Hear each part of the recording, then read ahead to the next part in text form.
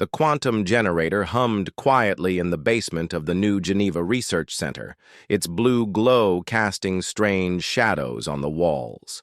Dr. Emma Reed had worked late again, trying to solve a puzzle that had bothered scientists for decades. Human DNA was weird, really weird. While every other species in the galaxy had clean, efficient genetic codes, humans carried around massive chunks of DNA that seemed to do absolutely nothing. The other races laughed about it during the rare scientific conferences where humans were even invited.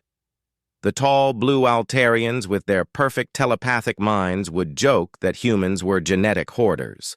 The crystal-bodied vegans, who could reshape matter with a thought, called human DNA biological garbage. Even the peaceful Centaurians, who at least tried to be polite, admitted they found human genetics confusing and wasteful. Emma had spent 15 years studying these mysterious DNA sequences. 90% of human genetic material appeared to serve no purpose. It was like carrying around a massive library where all the books were written in a language nobody could read. Tonight, she was running another batch of tissue samples through quantum field exposure, hoping the exotic radiation might reveal some hidden function. Her assistant Tom Walsh was cleaning up the lab equipment when the power surge hit. The building's electrical system had been acting up all week, and tonight it finally gave out spectacularly. The quantum generator spiked to 3 times normal output before the emergency systems could kick in. Blue energy crackled through the air, washing over everything in the lab, including the tissue samples, and Tom himself. When the lights came back on, Emma expected to find fried equipment and ruined samples. Instead, she found Tom staring at a coffee mug floating 3 feet above the lab bench. The mug wasn't connected to anything. It wasn't magnetic. It was just hanging in the air like gravity had forgotten about it. Tom looked at Emma with wide eyes. "I'm doing that," he whispered. "I can feel it in my head. I'm holding it up with my mind." Emma ran every test she could think of. The tissue samples showed massive changes in their cellular structure. The supposedly useless DNA sequences were lighting up like Christmas trees under genetic analysis. They weren't junk at all. They were instructions for abilities that made the other galactic races look primitive by comparison. Within hours, Tom could move objects across the room without touching them. By the end of the first day, he was bending metal with his thoughts and generating small electrical fields with his bare hands. On the second day, he accidentally walked through a solid wall while trying to avoid a security guard who wanted to know why he was carrying lab equipment around the building after hours. Emma contacted the Colonial Administration immediately, but before she could file a complete report, something even stranger happened. Other people in the building started developing abilities. First, it was the night janitor, who suddenly found he could see clearly in complete darkness. Then the security guard developed the ability to sense people's emotions just by being near them. The receptionist discovered she could interface directly with the building's computer systems without using a terminal. The effect was spreading like a contagious disease, but instead of making people sick, it was making them superhuman. Emma realized with growing excitement and terror that the quantum field exposure hadn't just activated Tom's dormant DNA. It had made the activation process transmissible to other humans. She tried to contain the phenomenon, but it was already too late. Tom had gone home to his family. The janitor lived in the worker dormitories near the research center. The security guard had stopped by the local market on his way home. Each awakened human was like a beacon, triggering the same genetic activation in everyone around them. Within a week, over 1,000 people in New Geneva City had manifested abilities. Some could manipulate gravity, making themselves lighter or heavier at will. Others developed perfect memory and processing speeds that made computers look slow. A few gained the ability to phase through solid matter like it wasn't even there. The local hospital reported cases of spontaneous healing, where people with serious injuries recovered completely in a matter of hours. Emma documented everything she could, but the phenomenon was growing too fast to study properly. Reports were coming in from other human colonies. A merchant ship that had stopped at New Geneva had carried awakened crew members to 3 other worlds. A passenger transport had spread the effect to 5 more colonies. The interstellar communication network was buzzing with impossible stories of humans developing godlike abilities overnight. The alien species that had dismissed humanity for 3 centuries were suddenly paying very close attention. The Altarian embassy on Earth demanded immediate answers. The Vegan Collective sent a science vessel to observe human colonies. Even the reclusive Draconian Republic, which had barely acknowledged human existence, began moving military assets toward human space. Emma knew why they were worried. For 300 years, humans had been the galaxy's underachievers.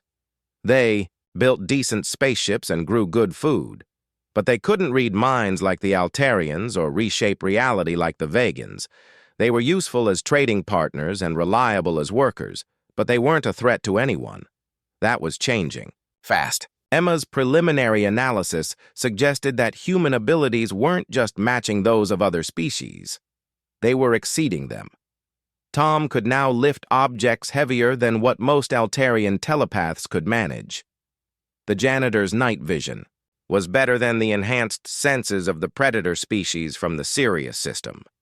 The security guard could read emotions more accurately than trained Centaurian empaths. As Emma prepared her final report for the colonial government, she made a discovery that chilled her to the bone. The DNA activation wasn't random. It was following patterns, like a program that had been written into human genetics millions of years ago. The sequences weren't evolutionary accidents or genetic junk. They were a carefully designed system that had been waiting for the right trigger. Someone or something had engineered humanity to become superhuman. The question was who and why they had waited until now to flip the switch. As reports of awakened humans flooded in from across human space, Emma realized that her species was about to become either the galaxy's greatest hope or its worst nightmare. The universe was about to find out which one. The emergency session of the Galactic Council had been called at 3 in the morning, Galactic Standard Time. Ambassador Thal of the Altarian hegemony materialized in the council chamber through quantum teleportation, his usually perfect blue skin showing stress patterns that betrayed his worry. Around the circular chamber, representatives from 12 major civilizations gathered to discuss what their intelligence services were calling the most significant threat to galactic stability in 10,000 years. On Earth, Colonel David Park was dealing with a much more personal crisis. His 8-year-old daughter Rachel had just walked through the kitchen wall while trying to avoid eating her vegetables. His wife Maria was sitting at the kitchen table with her eyes closed, muttering about something that was going to happen to the neighbor's cat in exactly 14 minutes. The same quantum field effect that had started on New Geneva was now spreading across Earth's population like wildfire. David had been tracking the phenomenon through military channels. The reports were getting stranger by the hour. A construction worker in New York could now bend steel beams with his bare hands. A teacher in London was communicating directly with her classroom computers without touching them. A farmer in Australia had accidentally increased his crop yield by 500% just by walking through his fields. The abilities weren't just random either. They seemed to match what each person needed most or what they were naturally good at. In the council chamber, Ambassador Thal was explaining the scope of the problem to his fellow representatives. The humans are developing abilities that make our most advanced technologies look primitive, he said, his mental voice carrying undertones of fear that all telepathic species could detect. We've observed individuals who can generate electromagnetic pulses that disable our shielding systems. Others have demonstrated the ability to phase through solid matter, making them essentially immune to physical containment. The crystalline representative from the Vegan Collective vibrated with harmonics that translated roughly to controlled panic. Our molecular engineers report that some humans can reverse our matter manipulation techniques. They can undo changes we make to physical structures simply by touching them. This should be impossible according to all known laws of physics. David's secure communication device buzzed with an urgent message from Colonial Defense Command. 3 more human colonies had reported widespread awakening events. The merchant vessel New Horizons had triggered awakenings on 4 different worlds just by making routine supply runs. A passenger liner carrying awakened humans had caused spontaneous ability manifestation among the entire population of a mining station in the Centauri system. The effect was spreading faster than any quarantine could contain it. Every human who developed abilities seemed to trigger the same awakening in other humans around them. It was like a chain reaction that couldn't be stopped, and it was happening across hundreds of worlds simultaneously. Back in the council chamber, the mood was growing darker. The representative from the militaristic Draconian Republic, a massive reptilian being whose scales were darker than space itself, spoke in a voice that made the chamber's walls vibrate. These humans are following the same pattern as the Destroyer, species from our ancient records. First, they develop abilities beyond normal limits. Then they use those abilities to dominate and destroy everything around them. We cannot allow this to continue. Ambassador Thal tried to maintain diplomatic calm, but his stress patterns were becoming more obvious. The humans have shown no aggressive tendencies so far.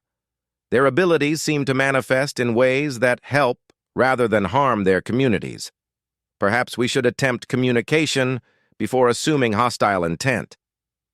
The Draconian's laugh was like grinding metal. Communication?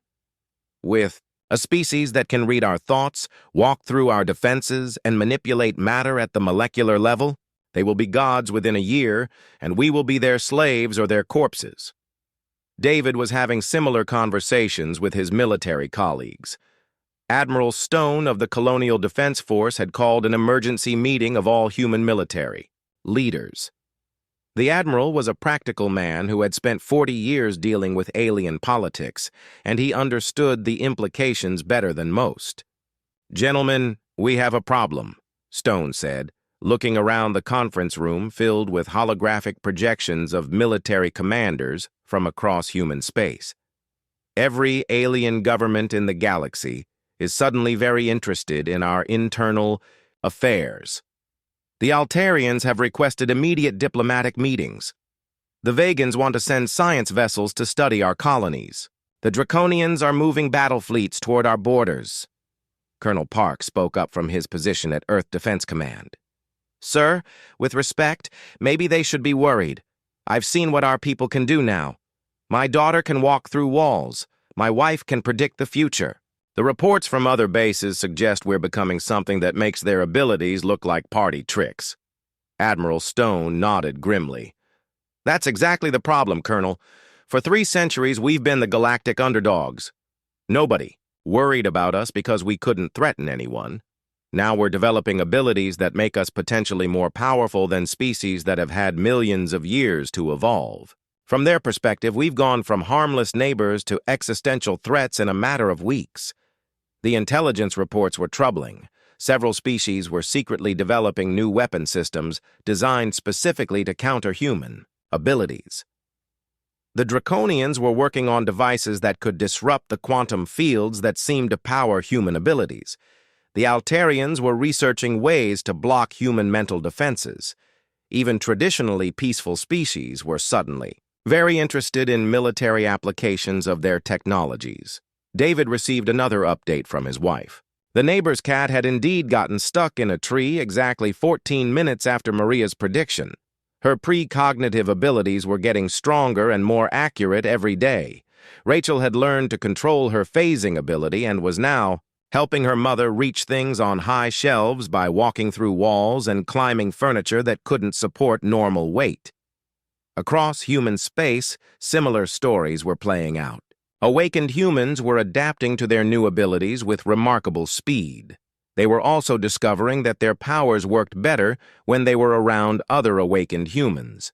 Groups of awakened individuals could accomplish things that exceeded the sum of their individual abilities. This collective enhancement effect was not lost on the other galactic species. If individual humans were becoming powerful enough to threaten established civilizations, groups of awakened humans might be capable of reshaping the galaxy itself.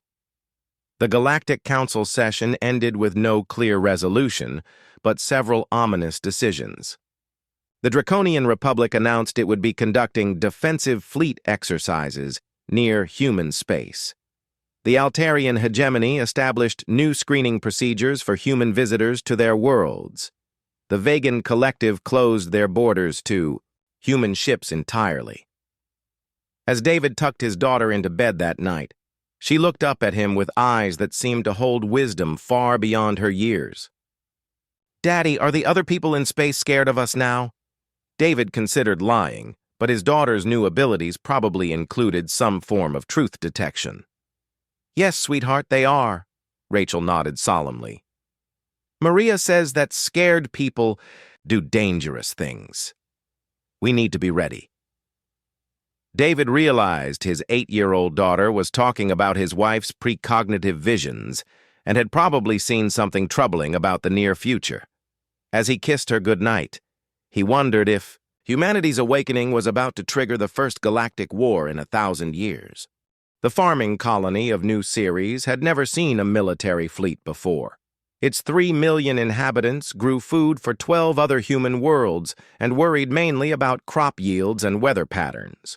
When the Draconian Republic's war fleet dropped out of hyperspace above their peaceful world, most colonists didn't even understand what they were looking at until the first orbital bombardment began. Captain Lisa Morgan was 10 light-years away when the attack started, but she felt it anyway. Her newly awakened abilities included something the scientists were calling quantum entanglement empathy, which meant she could sense the emotional states of other humans across interstellar distances. The terror and pain of 3 million people hit her like a physical blow, nearly knocking her unconscious on the bridge of her exploration vessel, Endeavour. The Draconian fleet consisted of 50 massive dreadnoughts, each one capable of cracking a planet's crust.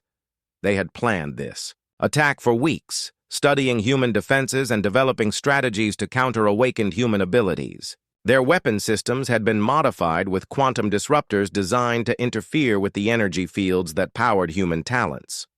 Their commanders expected quick victory against a defenseless agricultural world. They discovered within minutes that they had made a terrible mistake. The colonists of New Ceres included over 200,000 awakened humans whose abilities had been growing stronger every day. When the first bombardment struck the planet's largest city, something unprecedented happened. Instead of dying, the humans began to fight back with powers that defied every known law of physics. Maria Santos, a wheat farmer who had awakened the ability to manipulate electromagnetic fields, generated a protective dome over her entire town that absorbed and redirected the draconian energy weapons. The redirected beams struck 3 dreadnoughts, overloading their shields and leaving them vulnerable. Tom Chen, a maintenance worker at the spaceport, discovered he could phase not just his own body but anything he touched. He phased through the hull of a draconian assault shuttle and disabled its entire crew by disrupting their nervous systems with a touch. But the most devastating response came from 12-year-old Beth Williams, whose awakened ability allowed her to interface directly with any electronic system within several thousand kilometers. She reached out with her mind and touched the computer networks of the entire Draconian fleet. In less than 30 seconds, she had complete control of their navigation systems, their weapons, and their life support. The battle lasted exactly 18 minutes. When it ended, 47 Draconian dreadnoughts were drifting powerless in space, their crews alive but completely helpless. 3 ships had been destroyed when their own weapons turned against them.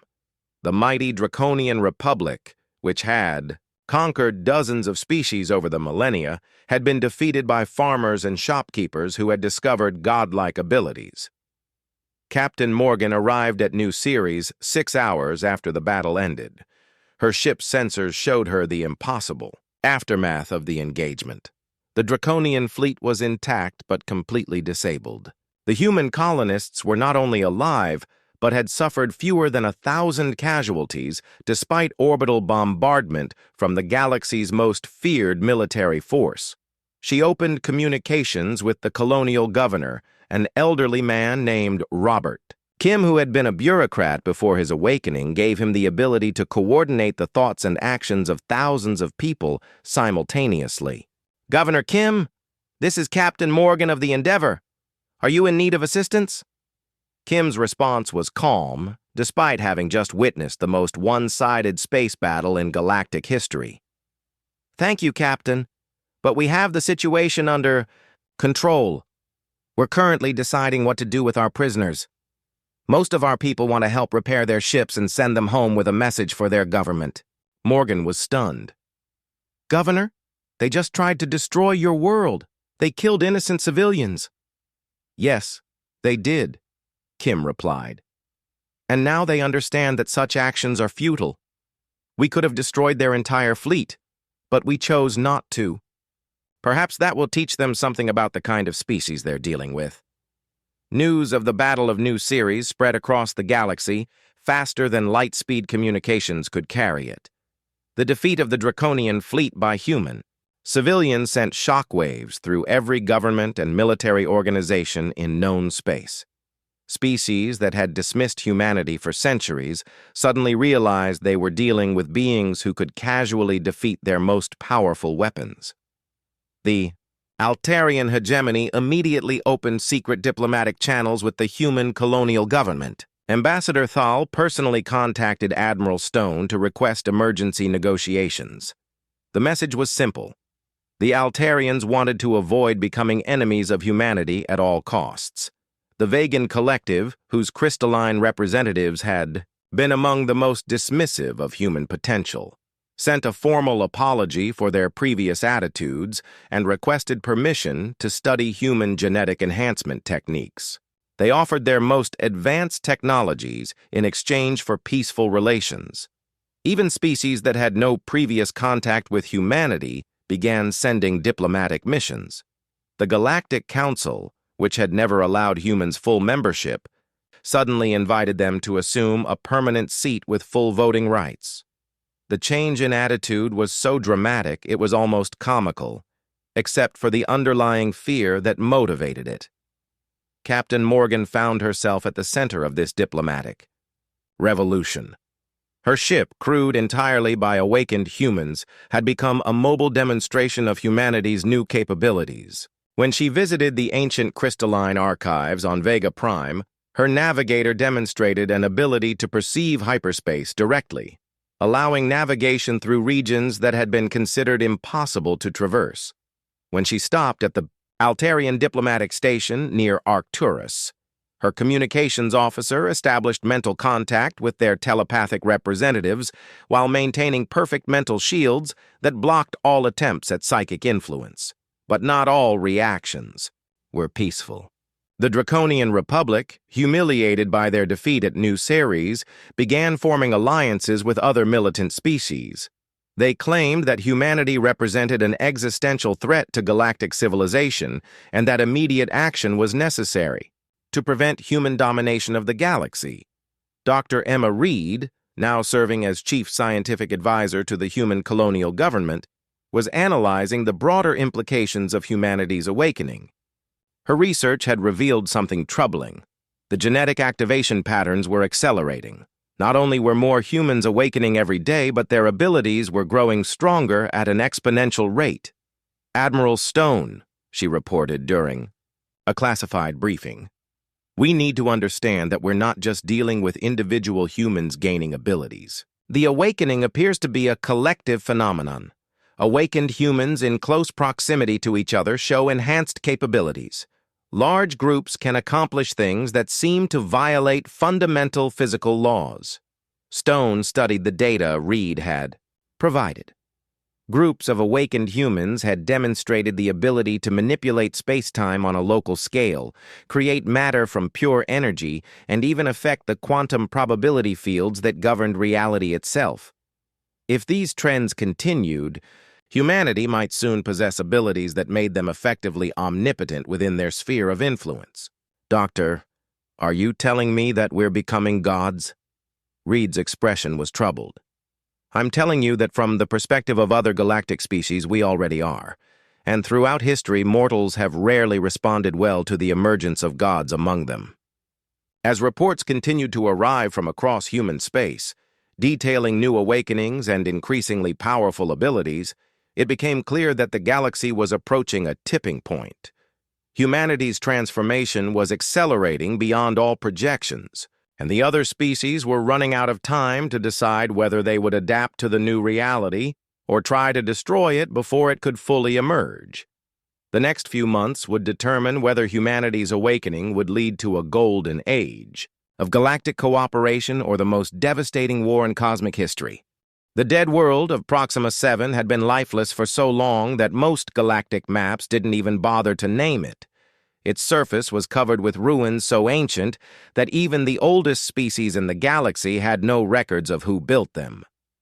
When 16-year-old Amy Chen stepped off the research shuttle onto the cracked stone of a forgotten city, she had no idea she was about to uncover the most important secret in galactic history. Amy's awakened ability was unlike anything the scientists had documented. She could perceive what she called temporal echoes, glimpses of events that had happened in the same location across different periods of time. Dr. Reed had brought her to Proxima 7 hoping that her unique talent might reveal something about the planet's mysterious past. What Amy discovered there changed everything humanity thought they knew about their place in the universe. Standing in what had once been the central plaza of the ancient city, Amy closed her eyes and let her consciousness drift backward through time. The ruined buildings around her flickered and changed, showing her glimpses of the past like frames from a cosmic movie. She saw the city in its death throes, its inhabitants fleeing as their world died. She saw it in its glory days, with strange beings moving through streets filled with impossible technologies. But as Amy pushed her perception further back, she began to see something that made her gasp with shock. The beings who had built this city looked familiar. Not human exactly, but close enough to be recognizable. More importantly, she could see them working with genetic material, carefully modifying the developing life forms on dozens of worlds throughout the galaxy. Dr. Reed, Amy called out, her voice shaking with excitement and fear. You need to see this. These people, whoever they were changing other species. They were putting things into their genetic codes, like instructions, that would activate later. Dr. Reed hurried over to where Amy stood, her scientific instruments recording everything the girl said. What kind of instructions, Amy? Can you see what they were trying to accomplish? Amy's eyes remained closed as she sifted through millions of years of temporal echoes. They called themselves the progenitors. They were preparing younger species for something they called the Great Awakening. Each species was supposed to develop abilities at different times, but they were all part of some kind of larger plan. The implications hit Dr. Reed like a physical blow. If Amy was right, then humanity's awakening wasn't a random genetic accident. It was part of an ancient plan that had been unfolding across cosmic time. But that raised even more disturbing questions about what had happened to the other species who had undergone similar awakenings. Amy continued her temporal exploration, her consciousness diving deeper into the planet's past. What she found there was both wonderful and terrifying. The progenitors had indeed seeded dozens of species with dormant abilities, but humanity was not the first to awaken. Over the course of millions of years, 11 other species had undergone the same transformation that humans were experiencing now. They all started the same way, Amy reported, her voice distant as she watched ancient history unfold. First, the individuals awakened, then the abilities spread through their populations. Each species became incredibly powerful, capable of reshaping reality itself. But then something went wrong. Dr. Reed was frantically taking notes as Amy described what she was seeing. According to the temporal echoes, each awakened species initially used their powers to help their people and improve their civilizations. But power corrupted them. Within a few generations, they began to see themselves as superior to all other life forms. They used their godlike abilities to conquer and dominate, eventually destroying themselves and taking large portions of galactic civilization with them. The most recent awakening had occurred nearly 50,000 years ago. A species called the Dominion had gained abilities similar to what humans were developing. They had seemed benevolent at first, using their powers to end wars and cure diseases, but absolute power had corrupted them absolutely. Their final war had sterilized hundreds of worlds and reduced galactic civilization to a shadow of its former self.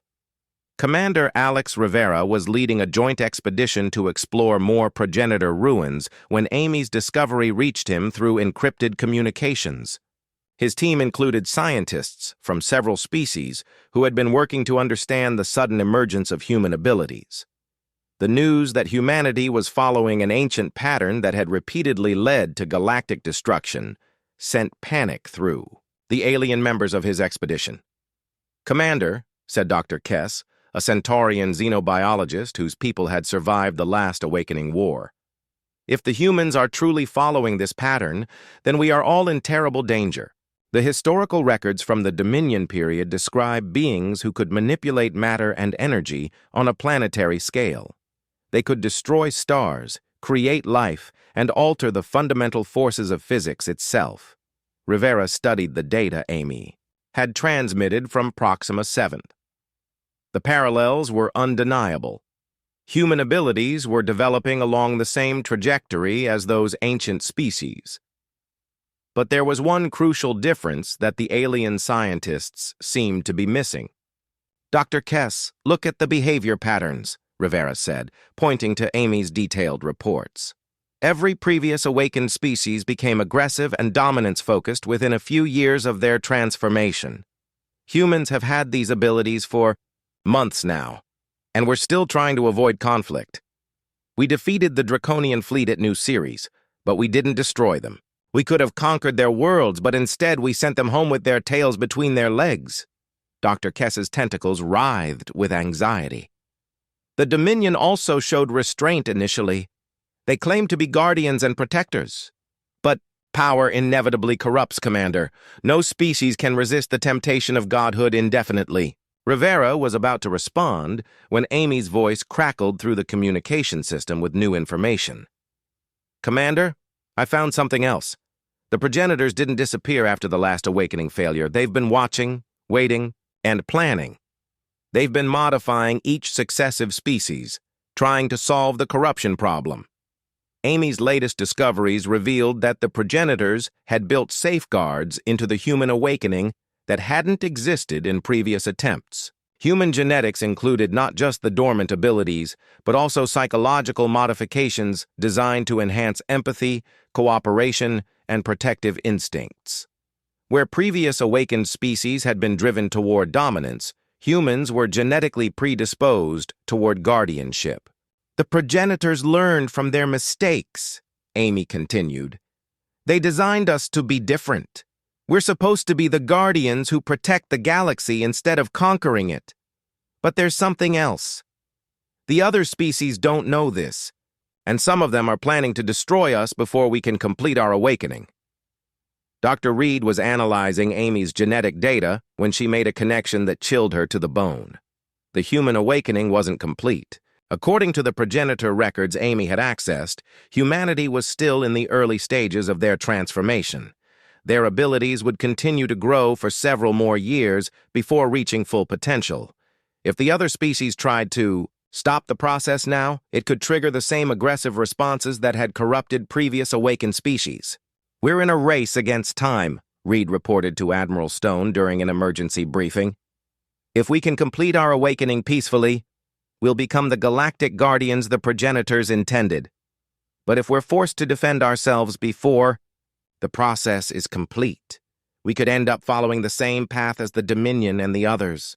Intelligence reports were already suggesting that several species were forming military alliances specifically to prevent humanity from reaching full awakening.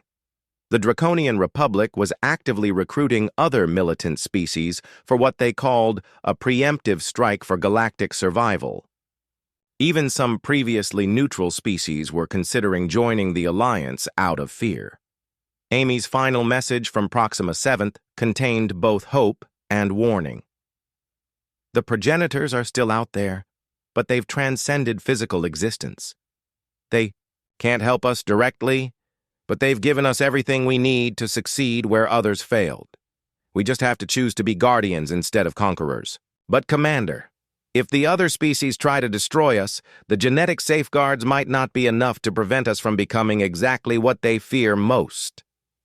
As reports of growing anti-human alliances reached Admiral Stone's desk, humanity faced the greatest test in their species' history. They could prove the progenitors right and become the guardians the galaxy needed, or they could be forced into the same pattern of violence and domination that had destroyed 11 civilizations before them. The next few months would determine not just humanity's fate, but the future of all life in the galaxy. The attack on Terra Nova came without warning in the early hours of a peaceful morning.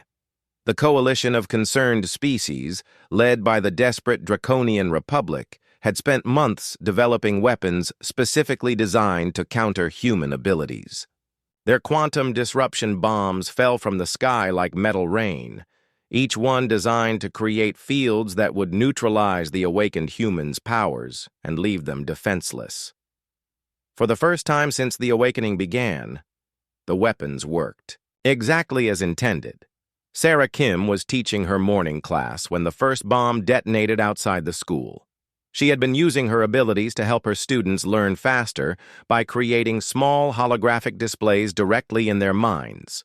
When the disruption field hit, the connection severed so violently that she collapsed, blood trickling from her nose. Around her, 23 children who had been awakened for months suddenly found themselves cut off from abilities they had come to rely on. Across Terra Nova, the story was the same. Awakened humans who could manipulate matter found themselves unable to affect even a grain of sand. Those who had developed enhanced physical abilities discovered they were as weak as baseline humans. The planet's defenses, which had relied on awakened humans who could interface directly with weapon systems, went offline within minutes. The Coalition fleet, consisting of ships from 6 different species, descended on the helpless colony like predators sensing wounded prey. Within 4 hours, Terra Nova had fallen. For the first time since the awakening began, humans had been defeated completely and utterly. Admiral Lisa Morgan, now commanding the first awakened fleet, received the news while her ships were scattered across human space. The Coalition had planned their campaign carefully, hitting multiple colonies simultaneously with their new disruption weapons.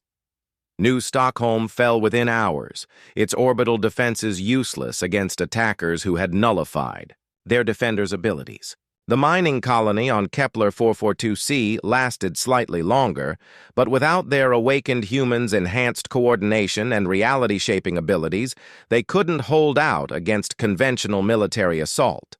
For the first time since gaining her abilities, Morgan felt something she had almost forgotten: genuine fear, not for herself, but for her species.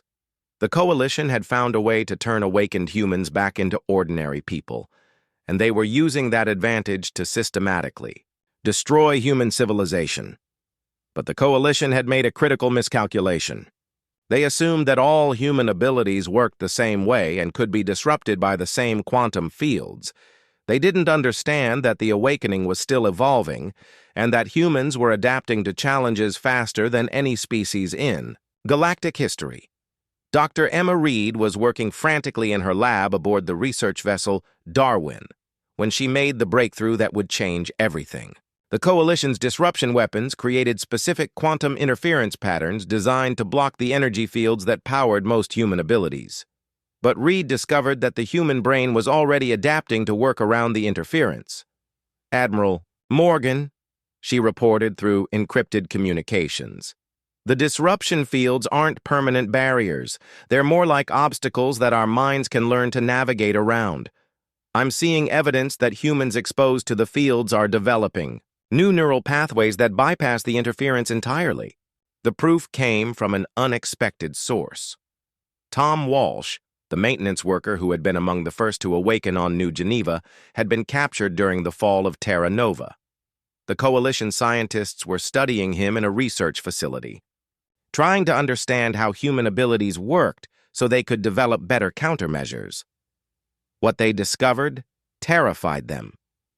Even under constant exposure to quantum disruption fields, Tom was slowly regaining his abilities.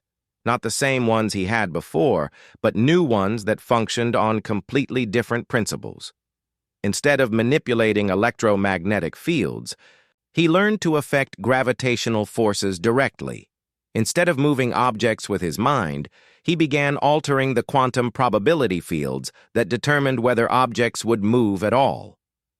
The Coalition's lead scientist, a crystalline being from the Vegan collective named Dr. Zilf, made an emergency report to the Coalition command structure. The human subject is adapting to our countermeasures in real time. We estimate that within 72 hours, our disruption technology will be completely ineffective against awakened humans. Meanwhile, something even more significant was happening across human space. The attacks had triggered a response that the progenitors had built into human genetics millions of years ago, a collective awakening mechanism that activated during times of extreme threat. Amy Chen, still studying progenitor ruins, felt it first. Every awakened human in the galaxy suddenly became connected through quantum entanglement fields that transcended normal space and time. Their individual abilities began to merge and amplify each other across interstellar distances. A reality shaper on Earth could enhance the powers of a telepath on Alpha Centauri. A matter manipulator near Vega could strengthen the abilities of a probability controller in the Sirius system. Dr. Reed, Amy reported from her archaeological site, the progenitor systems are activating. Every awakened human is becoming part of a collective consciousness network. We're not losing our individuality, but we're sharing our abilities across the entire species. The Coalition forces discovered this new development in the most dramatic way possible during their assault. On Kepler Station, the battle was supposed to be their final victory, crushing the last major human military installation and ending the threat of awakened humanity forever. Instead, it became the demonstration that changed galactic history. Captain Morgan's fleet arrived at Kepler Station to find it surrounded by Coalition ships from 12 different species. The station itself was under bombardment from quantum disruption weapons that should have left its human defenders helpless. Instead, Morgan's sensors detected something impossible. The station's shields were being powered not by technology, but by the collective will of every awakened human in the system. "All ships, this is Admiral Morgan," she broadcast to her fleet. "You're about to witness what happens when you threaten the wrong species. Remember, we're not here to conquer. We're here to protect." The battle began when Morgan's flagship, the New Horizon, dropped out of hyperspace directly between the Coalition fleet and the station. Her ship should have been destroyed instantly by the concentrated firepower of over 200 enemy vessels. Instead, something unprecedented happened. Every awakened human on Morgan's ship, on the station, and on the surrounding planets reached out with their abilities simultaneously. Reality itself began to bend around Kepler Station as thousands of minds worked together to rewrite the laws of physics in their local area of space. Coalition weapons fired at human ships and found their energy beams redirected back at their own vessels. Quantum disruption bombs exploded harmlessly as human probability manipulators made the chances of the weapons functioning drop to zero. Draconian dreadnoughts discovered their hulls were being phased through by human crew members who materialized inside their ships and disabled their systems with a gentle touch. The most dramatic moment came when 8-year-old Rachel Park, Colonel Park's daughter, reached out from Earth with her enhanced abilities and touched the mind of every coalition soldier in the battle. She didn't hurt them or control them. Instead, she showed them exactly what they were fighting against, a species that had gained godlike power, but was using it to heal, protect, and nurture rather than to dominate and destroy.